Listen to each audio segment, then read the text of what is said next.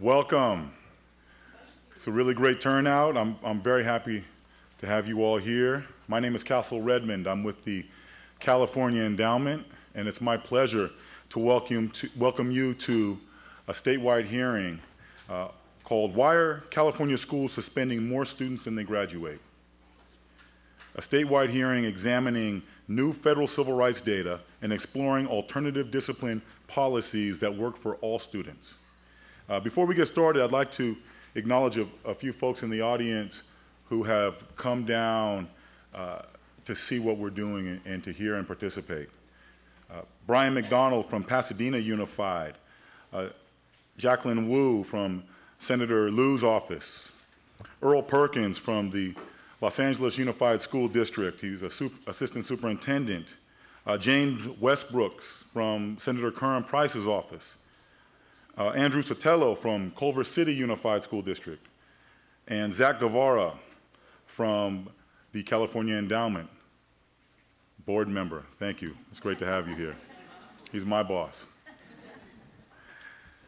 Are we okay on the microphone? I hear a little something. Thumbs up if we're good. All right, great. Thank you. So, we're here today to address why California schools suspend more students than they graduate every year. We're suspending over 400,000 students a year, many of them multiple times. We know from research that when a student is suspended from school, it affects his connectedness to school.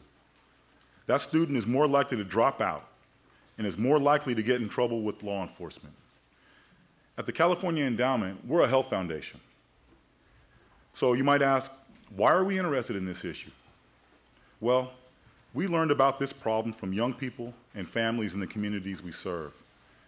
They told us that suspending and expelling kids was having a serious impact on the health and success of their children, and that we can together do something about it. We know that high school graduation is what they call a protective health factor. That means it improves the long-term prospects for a healthy life. We also know that if you go to jail, you have much lower prospects for a long and healthy life. So keeping kids in school and out of trouble is important to long-term health. Today we'll hear about the problem.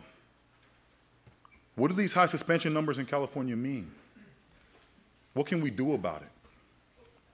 We'll hear about school-based solutions working in places like Oakland and Los Angeles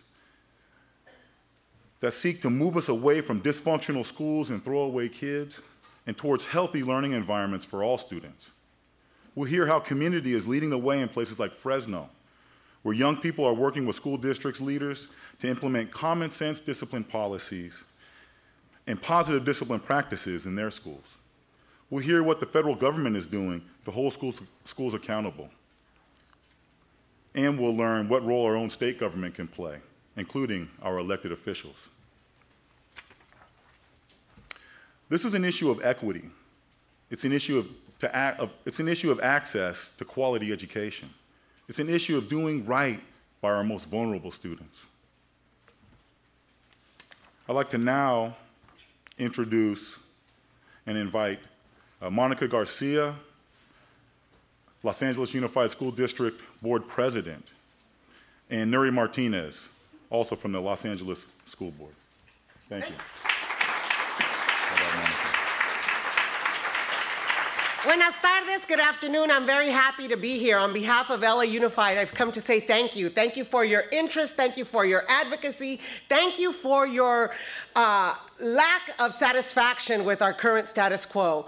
I don't care what the answer is about why we're suspending more kids than graduating them, but I know because of the people in this room, that's not where we want our state to go, that's not where we want LA Unified to go, and that's not where we want our communities to go. I work with you, many of you, every day, helping our schools be places that young people can come to be their best selves and to get to graduation.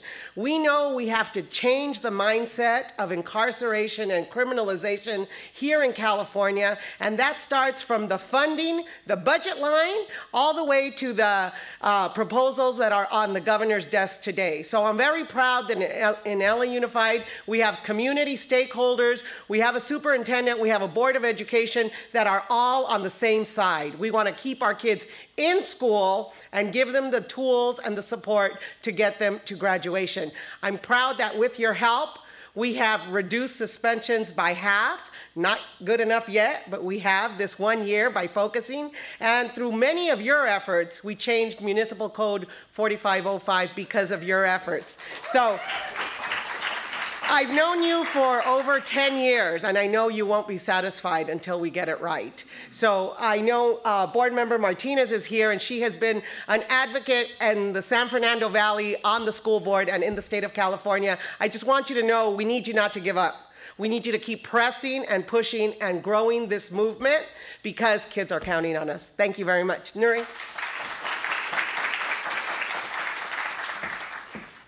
Thank you very much, President Garcia. Thank you so much to all of the advocates who asked me to be here this afternoon. This is an incredible personal issue for me. I grew up in Pacoima, and I remember as a little girl, having been to Pacoima Elementary School, that there were a lot of young people that a lot of folks didn't believe in. And a lot of those kids didn't make it. They just didn't make it. They didn't make it because things were falling apart at home. They didn't make it because adults didn't believe in them in school. And these are generations of kids that were my friends that I grew up with. I remember a boy named Roy, who grew up across the street from me and was probably the most brilliant guy I've ever met. And we were in the 6th grade. And Roy had a multitude of problems. He just couldn't get to school. But Roy was brilliant in math. Just absolutely brilliant, and he would blow me away. You know, he got caught up with the wrong people. Adults didn't believe in him in school, and so he was pushed out. So on the school board, I can't happen but to always remember Roy and Roy's story as we talk about discipline issues, as we lobby Sacramento to do a better job to advocate for children and make sure that we stop this push out factor in our schools, and that there's no such thing as throwaway children. And we have to continue to advocate for that. The district has done a multitude of things to try to change and model positive behaviors in schools, but we also have to ensure that adults that work with our kids believe in our kids. If not, they shouldn't be there. And so I just want to thank you for not giving up, for inviting me to help lobby in any way that I can in Sacramento, and for continuing to fight for future generations to come, and to ensure that every student that walks through our hallways in our schools believe that there is a caring adult on campus that believes in them, that knows that they can achieve, that they can come to school, and that they're going to be something incredibly important in the communities that they grew up in. Thank you so much for inviting me today.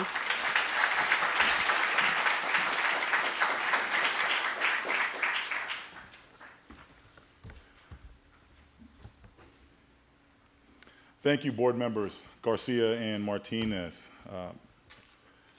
for those personal remarks. And it's really very important to remember that this issue is about individual kids and individual families and individual communities. So thank you.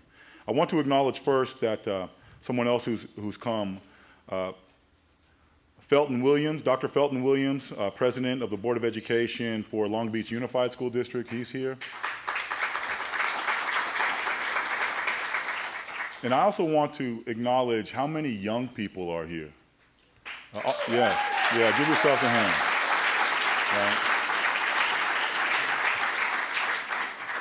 That's great. And they all came after school here to be part of this. And it's important because we forget, as adults, sometimes we think we need to do on behalf of or for or to young people. But this is an example of young people really leading the way. This issue is, and this is where we came to it at the California Endowment. And this hearing is sponsored by, along with the California Endowment, it's sponsored by California Superintendent of Public Instruction, Tom Torlakson, and California Attorney General Kamala Harris. And we're lucky to be featuring Assistant Secretary of Education, Russlynn Ali, Assistant Secretary for Civil Rights, she's here, and it's a tremendous honor from the U.S. Department of Education. It's a tremendous honor to have her here. And I would like now to introduce and welcome Deputy State Superintendent for Student Support and Special Services, Dr. William Ellerbee. Welcome him up to say a few remarks. Thank you, Dr. Redmond.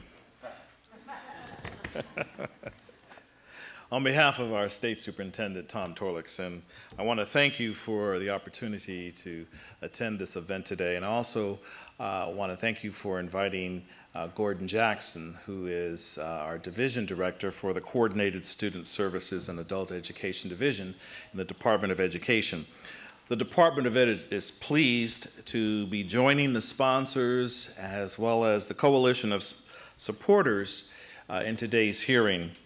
The department has a very keen interest in the academic success of all of our students, K-12. That includes our students who are in adult education as well as our junior colleges and universities. And we're concerned that currently in California, the high school completion and graduation rates are worse than the national average. It's certainly not a nice thing to say.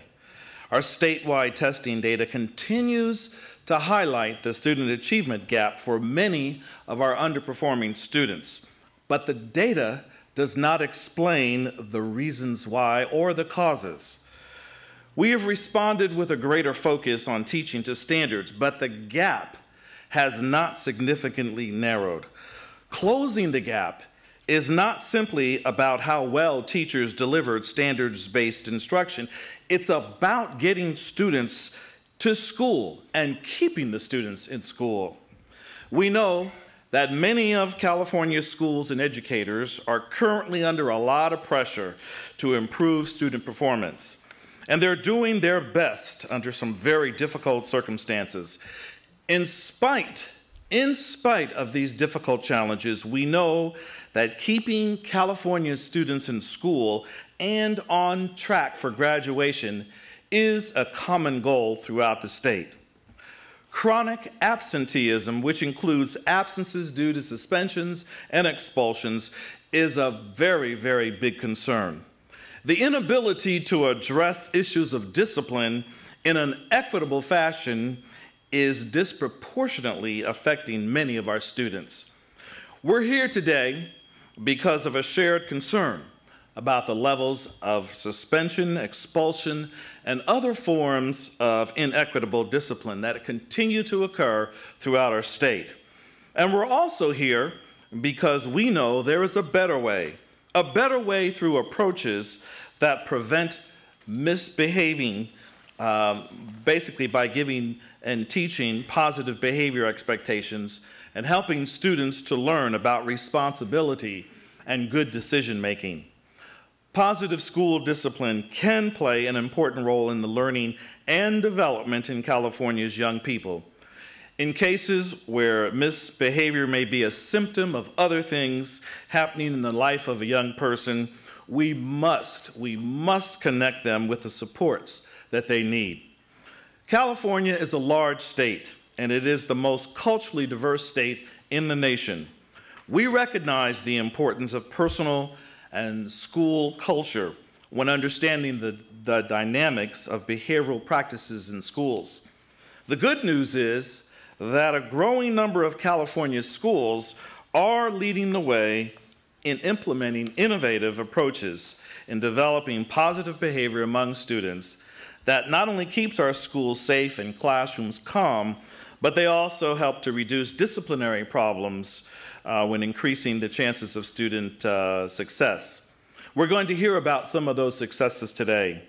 And so the California Department, again, is looking forward to hearing the perspectives of youth, educators, researchers, and community leaders as you share the various solutions that you believe will help improve this particular problem. Again, Tom Torlakson was not able to be here today, and he wanted me to wish you best wishes as your hearing continues. So thank you very much.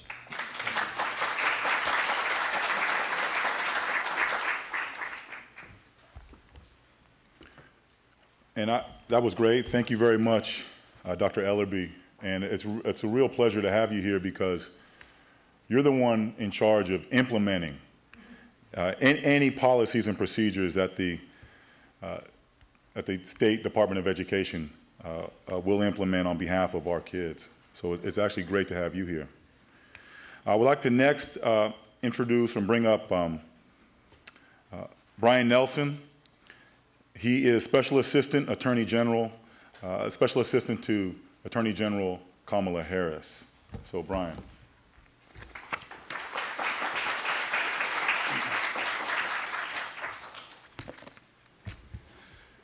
Thank you very much. I'm very pleased to be here. Attorney General Kamala D. Harris sends her warmest regards and is very much looking forward to my report on today's important discussions. Thank you to Castle and Mary Lou and Sybil for bringing all these good folks together to meet today to talk about these very important issues. Attorney General Harris believes that meeting the most significant challenges in education policy in our state is going to require effectively partnering with organizations like the California Endowment and the folks who are here today. I also want to thank LAUSD Board President Garcia and Member Martinez for their remarks. I thought they were really phenomenal. I grew up here and was educated here. My aunt was an LAUSD administrator and my mom was a special ed teacher, not in LAUSD, but at Pomona Unified School District, so just next door. And at dinner tables, I can assure you, I heard almost every night about some of the challenges that educators are facing in the state today. So I have deep respect for the people in this room and the work that you do. Again, my name is Brian Nelson. I'm a Special Assistant Attorney General. In that position, I have the great honor of working directly with Attorney General Harris on cases, investigations, initiatives, and other work that affects the state and the nation. My particular focus is the civil rights, the environment. I also have consumer issues and education. Education policy for the Attorney General is sort of at the top of her policy list of initiatives and priorities. Historically, education policy is not sort of the first thing that jumps to people's mind when you think about the Attorney General. Our office is primarily known for the work it does, defending the governor on education matters in the Department of Education. In that role, we have aggressively sought to protect education funding. And we have also done affirmative litigation, however, to ensure students can attend a safe and secure campus and can travel to and from school free from intimidation. Nonetheless, it is not unsurprising that folks don't necessarily think about the Attorney General when thinking of education policy. Typically, when folks think of the Attorney General, they think of the top cop, the state's chief law enforcement officer, and that is exactly right. But A.G. Harris knows what she has known throughout her career. Education is a powerful tool to reducing violence and improving lives. It's really that simple. The link between education and crime is undeniable, and improving educational outcomes is a cost-effective target for all communities trying to increase safety. It is estimated that Californians pay $1.1 billion every year for the extra burdens that school dropouts place on the criminal justice and public health systems. We also know that criminals and victims of crime are not the only ones who suffer. A growing body of research shows that a child's exposure to violence has a direct link to behavioral and emotional problems, such as post-traumatic stress disorder, aggression, low self-esteem, and depression. The impact on of these conditions on the academic performance of a child is just tremendous. Over the last few months, we have, and I have had the honor to work closely with the California Endowment and others to examine the suite of problems that are impacting school attendance, such as push-out, which we're here to discuss today, post-traumatic stress disorder, and truancy. The AG has been particularly focused on truancy, like school push-out, because she's identified it as a key on-ramp to becoming either a victim or a perpetrator of crime. Truancy is essentially defined as chronic and habitual school absenteeism.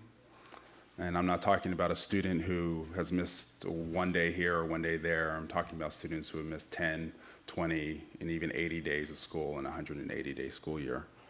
The chronic truancy issue is a widespread problem that affects even our youngest children. Nearly 40% of all truant students in California are in elementary school, and in 2010, the number was 600,000 elementary school students in the state who are chronically truant. So we all know, and the research shows, that the future will be bleak for habitually absent kids, whether because of suspensions and push-out or failing to show up to school in the first place. Not only will these children not receive the most basic foundation in math and reading, but they also will edge ever farther away from the social skills and discipline, planning, and responsibility that lay the groundwork for a productive life. So for these reasons, A.G. Harris is focused on this issue. She commissioned, when she was a district attorney of San Francisco, a study to see the county's murder profiles from 2004 to 2008.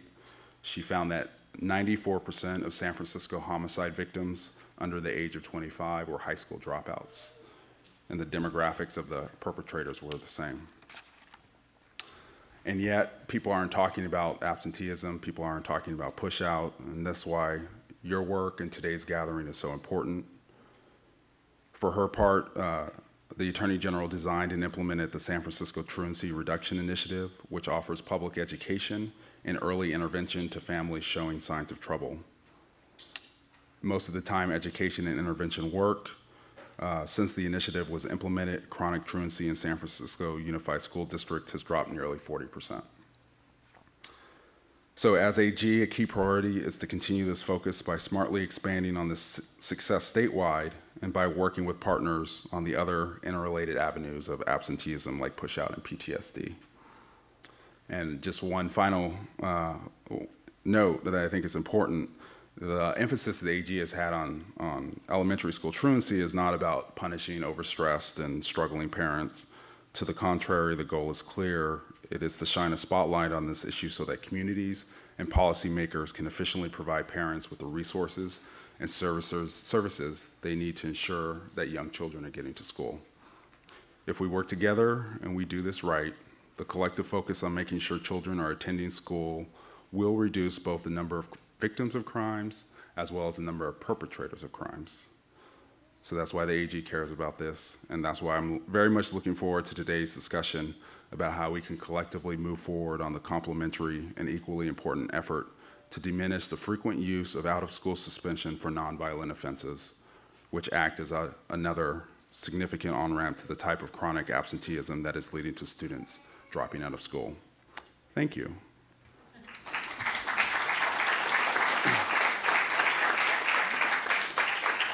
And now I have the very distinct honor of introducing today's keynote speaker, Russlynn Ali. Secretary Ali is the Assistant Secretary for Civil Rights at the U.S. Department of Education. She is U.S. Secretary of Education Arne Duncan's primary advisor on civil rights and is responsible for enforcing U.S. civil rights laws as they pertain to education.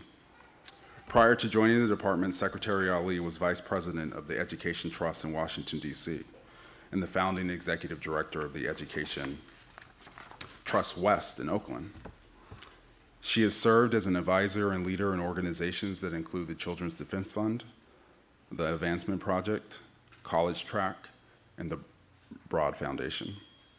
She has deep roots in California, both in Los Angeles and the Bay Area, and a strong record of advocating for equal access to educational opportunity for all children. Secretary Ali's leadership in the U.S. Department of Education has played a key role in restoring the collection of data to help us better understand the educational opportunity gaps that still exist in our country and how we can address them. We are honored to have her here today as our keynote speaker. Please join me in welcoming Secretary Ali.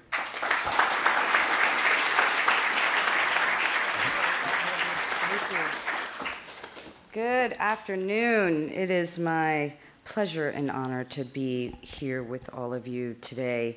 I, for one, hope that what we see happening in Los Angeles this evening reverberates far past the borders of this great city. This kind of conversation happening with stakeholders, with government officials, local and state and federal, ought not to be the exception when we talk about what's happening in our schools, but really should be the norm.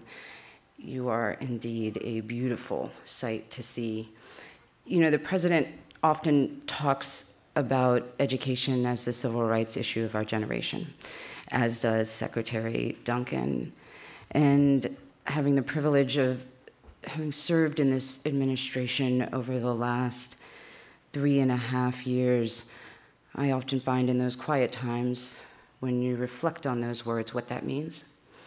And it means that rooms like this is where the civil rights movement was born. It doesn't happen with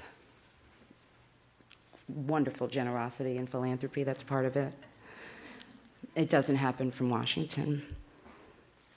You need leaders like you saw today from Los Angeles Unified School District really taking charge. But sustainable change, the kind of change that's going to take to really eliminate the patterns of inequity that we see come from you and come from movement building. You know, the president said the story of the civil rights movement was written in our schools. And we can look at history and know that for sure. And I hope you all leave here today knowing that you are the authors of some very important new chapters. What you have done with these data is also pretty remarkable. Thank you very much. When the Obama-Duncan administration really set about thinking about transparency and telling the truth about our schools in ways that we had never done before as a country, we set about in the very, very early days of 2009 really redesigning this tool called a civil rights data collection. This thing that had been collected since 1968, but both our investigators and staff and far too few folks from around the country were really using it. We heard that it didn't quite tell the true story of what was happening in schools when it comes to access and opportunity. That you all have taken these new data and are drilling them down to this kind of community level, that you are doing the kind of sophisticated analyses that I am reading about, that you are looking not just to the data to point to the problems, they clearly tell us that, but really to get at and define the solutions, really ought to be applauded. So thank you, Castle Foundation, thank you.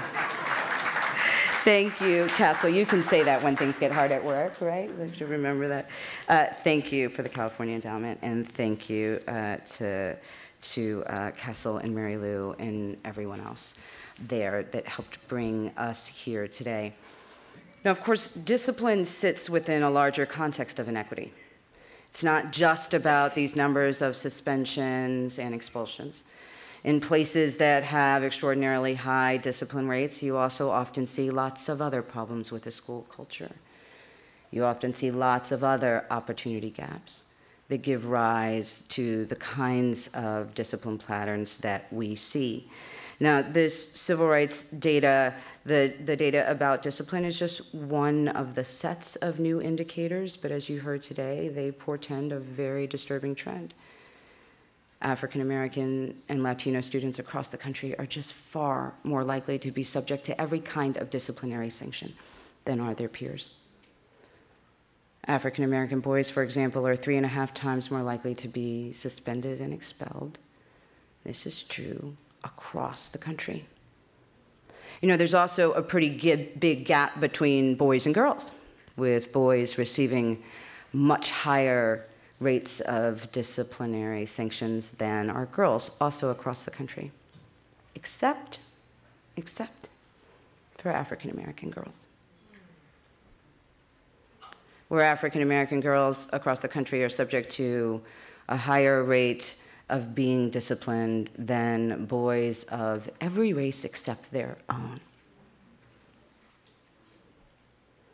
So while these data certainly reveal new trends, and we have to study and we have to understand why, and we have to point to best practices to show how to change what the patterns of the data say, that takes a lot of work and a lot of diligence. At a minimum, we ought to be outraged as a country. at a minimum, we ought to look at these data and realize that this idea of a school to prison pipeline is not just an idea, that it's playing out across the country. You can't look at data that says, like the Civil Rights Data Collection does, that African American students represent about 18% of the students in the sample. It's a sample of representing about 85% of the students in the country. You can't look at that and see, okay, African Americans represent about 18%. Latino students represent about 24% of the overall enrollment. Yet, 70% of students arrested in our schools are referred to law enforcement or black or brown. You can't look at that and not have a sense of outrage and urgency. In districts, for example, that have adopted zero tolerance policies, 45% of the student body were African American or Latino in those places, but yet they account for 56% of those expelled under such programs. So why are we talking about this? I don't have to tell anyone in this room, if students aren't in school, they can't learn, right? That paradigm that we're seeing emerging in far too many places, one about cradle to prison, we need to flip that. It has got to be cradle to career. The president has set an ambitious goal for all of us that once again, we're going to lead the world in the percentage of college graduates. We have a long way to go to get there. But back to the point about discipline being but one indicator. You know what else is clear in places that have really high discipline rates? They also offer access to the courses students are going to need to succeed when they graduate from high school, if they graduate from high school, at far fewer rates. So, for example, schools that serve mostly Latino and African American young people across our country, only about 29% of them even offer calculus, even offer it. The good news, though, is from looking at things like this data, we can see who gives students access early and provides them the supports to succeed. There's one particular data point I am most excited about. We also, in this collection, again, it wasn't just about who gets access to a high school graduation certificate, but who gets access to a certificate that tells them they've learned and been taught the skills they're going to need to succeed after high school. And you know how for a long time we heard about this notion of algebra as the gatekeeper, right? Algebra is a civil right.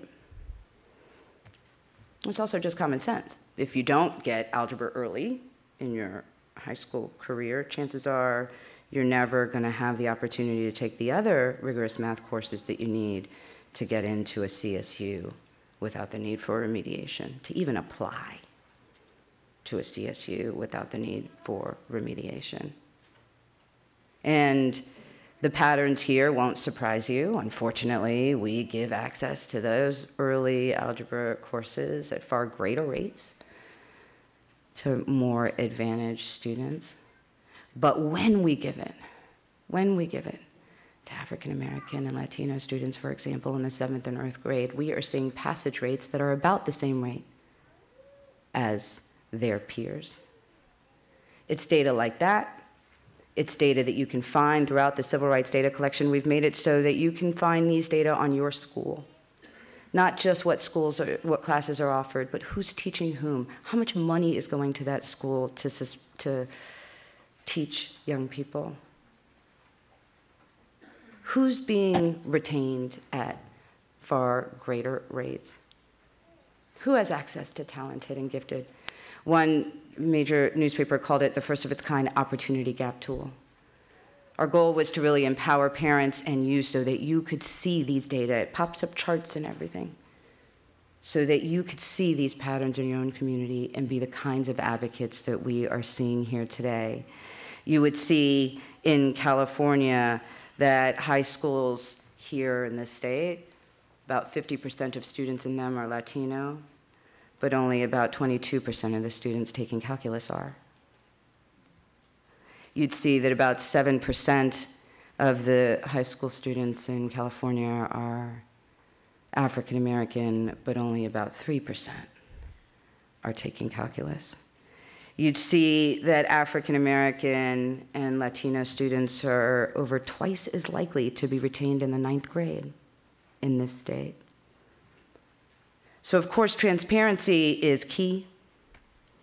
Being honest, improving the data, telling the truth about what's happening is key, but we didn't wait for the data. I have the privilege of running one of the largest civil rights enforcement agencies in the country. We have 12 regional offices, over 600 investigators, attorneys, and staff. I had heard for a long time that OCR felt dormant. Suffice it to say, when I had the privilege of coming on board and being confirmed in the early days of the administration, Secretary Arne Duncan made it really clear that OCR was going to be back in business.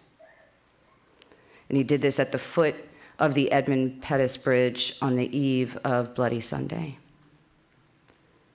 knowing that only through a vigorous enforcement of the nation's civil rights laws will we really fulfill our promise to ensure fundamental fairness is provided to all.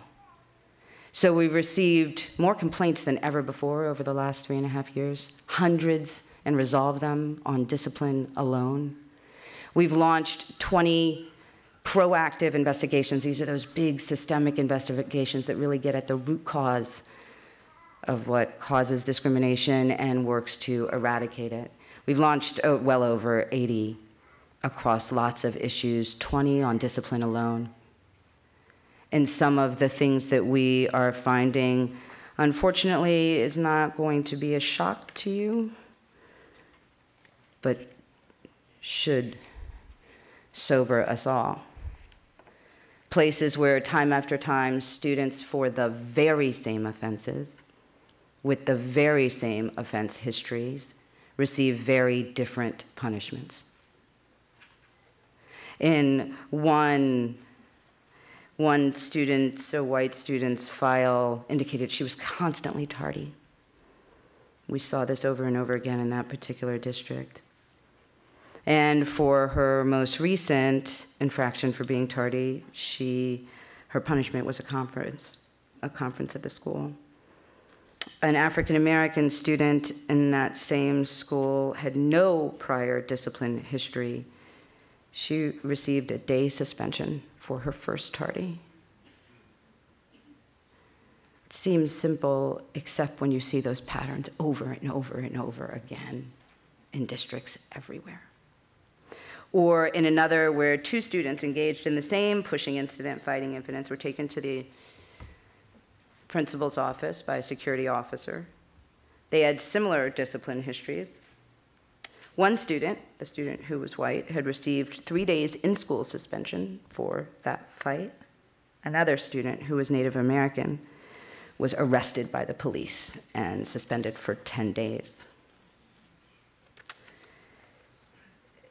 It's also, though, about really getting at the heart of this.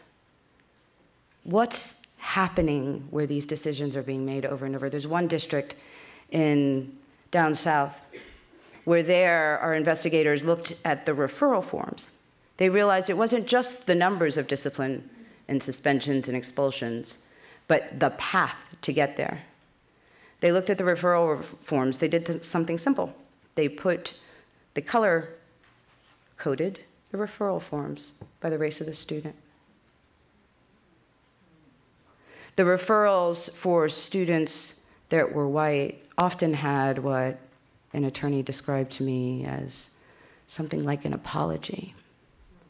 She said, Russlynn, over and over again, when you saw things like, this is Michael's having a bad day, his parents are getting divorced, doing what we should do, looking at students in the context of their lives, not changing our expectations based on the context of their lives, especially for what they can learn, but certainly looking at their lives. For the African American students in that district, there's a district that had very few Latino students, almost no statistically significant populations there. For the African American students, there were no such explanations on any of those stacks. Immediately, students were suspended. Immediately, students were kicked out. Stories where there's one that stuck with me where there's a group of students in a school on the East Coast. And the white students, they were white students, they had been troublemaking before the teacher, calling her names, cursing at her, the kind of stuff that nobody should tolerate in their classroom. Their parents were called. They were, I think, written up. Same school, and this had been going on for a while, same school, an African-American boy blurts out a curse word, not a bad one.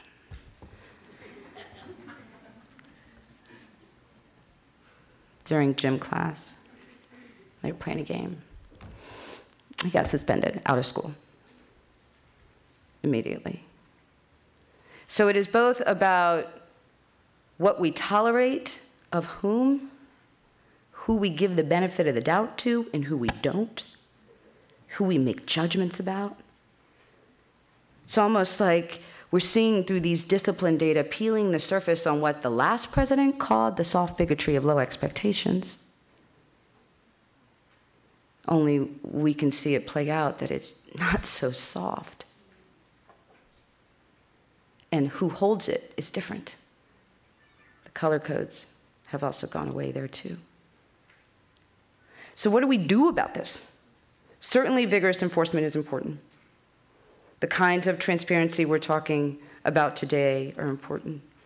These resolutions, they go on our website now. It's also something that the Civil Rights Office had not done before, because otherwise, how do we ensure promises made or promises kept?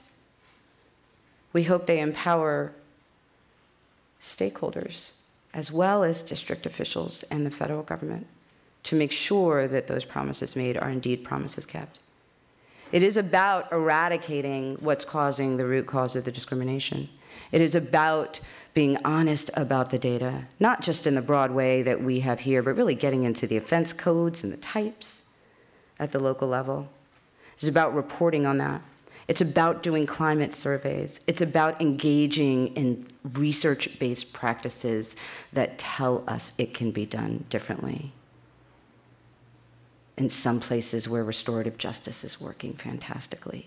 In some places where PBIS is working, positive behavior intervention and supports is working fantastically. In some places, a kind of targeted training for teachers that are making these decisions in real time. In that district that I told you we put the stacks, those teachers, they were making split-second decisions about classroom management, not until they saw what happens when those decisions are aggregated over time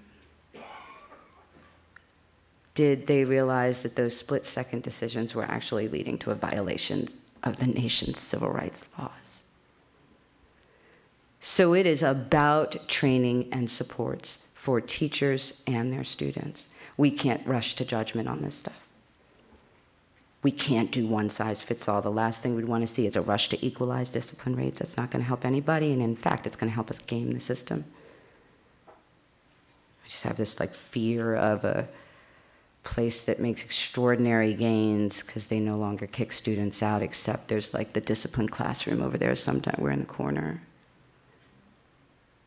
But we lose the ability to really see what happens to those students as their journey, kindergarten through college. So it is really about transforming the way our schools work and providing supports for teachers and leaders and parents and community to actively engage each other and transform the way the schools work so that these rigid split-second decisions no longer lead to the kind of pervasive inequities that we are seeing everywhere. In the resolutions that you will see announced very shortly, one, in fact, in just a few days, It is about engaging all of the adults, teachers and administrators and other school-based personnel to help with both defining the discipline policies and executing them. Those surveys aren't just about asking what the schooling experience is for young people and their families, but doing something about it.